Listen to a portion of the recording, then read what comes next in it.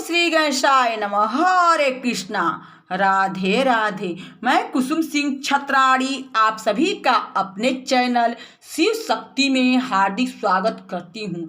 आज मैं आप लोगों को शिव महापुराण के तृतीय शतरुद्र संहिता के तीसरे अध्याय की कथा सुनाने जा रही हूँ। अर्धनारीश्वर शिव का वर्णन। नंदीश्वर बोले, हे तात सुनो, ऑफ शिव जी का अर्धनारीश्वर रूप का वर्णन करता हूँ। जब ब्रह्मा जी की रची हुई सृष्टि में विस्तार न आया तो उन्हें बड़ी चिंता हुई। तब उनको चिंतित देख आकाश से यह वाणी हुई कि हे ब्राह्मण, चिंता न करो और मैथुनी सृष्टि रचो। तब ब्रह्मा जी ने मैथुनी सृष्टि निर्माण करने का विचार किया, परंतु उन्हें तो एकमात्र शिव जी का आधार था और अभी तक शिव जी से स्त्रियों का कुल प्रकट ही नहीं हुआ था। इस कारण उन्हें उस कार्य में सफलता न मिली, किंतु उन्हें यह विश्वास था कि बिना शिव जी के प्रभाव से यह प्रजा न उत्पन्न होगी। अतएव उन्होंने तप करने का विचार किया। निरंतर पार्वती सहित शिव जी के ध्यान से वे शिव शीघ्र ही प्रकट हो गए। तब परम शक्ति युक्त शंकर को प्रकट हुआ देख ब्रह्मा जी उन्हें दंडवत प्रणाम कर हाथ जोड़ स्तुति करने लगे। तब देवाधिदेव महादेव प्रसन्न हो मेघ के समान इस प्रकार गंभीर वाणी बोले कि हे वत्स, हे मेरे पुत्र ब्रह्मा, हे महाभाग, मैं तत्व से तुम्हारे मनोरथ को जानता हूँ। प्रजावृद्धि के लिए तुमने अब तक तप किया है, इससे प्रसन्न हो मैं तुम्हें वर देने आया हूँ। ऐसा कहकर शिव जी ने अपने शरीर के आधे भाग से शिवा देवी को पृथक कर दिया।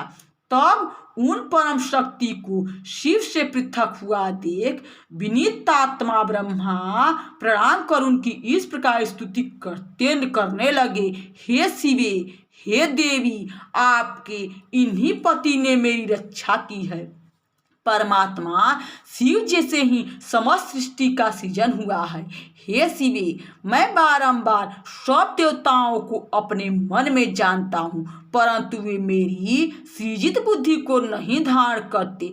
इससे अब मैं एक वह मैथुनी सृष्टि रचना चाहता हूँ जो सृजन वृद्धि को प्राप्त हुए, परंतु इसमें नारियों की आवश्यकता है और जिस अत्यंत श्रेष्ठ कुल के लिए मेरी शक्ति काम नहीं देती है, क्योंकि सारी शक्तियाँ तो तुम्हारी ही शक्ति से उत्पन्न हुई है।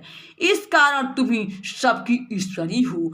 अतएव मैं तुम पराशक्ति की प्रार्थना करता हूँ। हे शिवे, अब आप मुझे नारी कुल की सृष्टि करने की शक्ति दीजिए।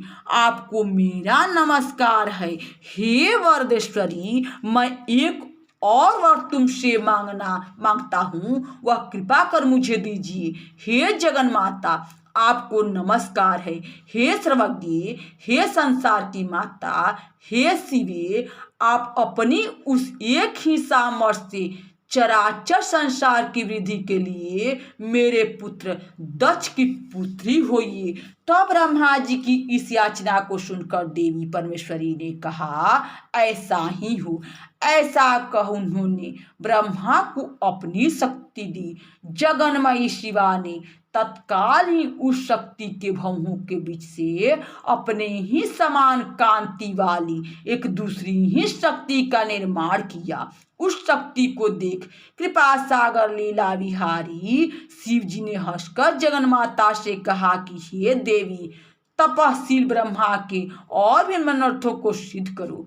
शिव जी के वचनों को शिरोधार्य कर ब्रह्मा के वचन से उन्होंने दक्ष की पुत्री होना स्वीकार किया और शिव के शरीर में समा गई। समर्थ शिव जी अंतर ध्यान हो गए। उसी दिन से संसार में स्त्री का भाग देना निश्चित हुआ।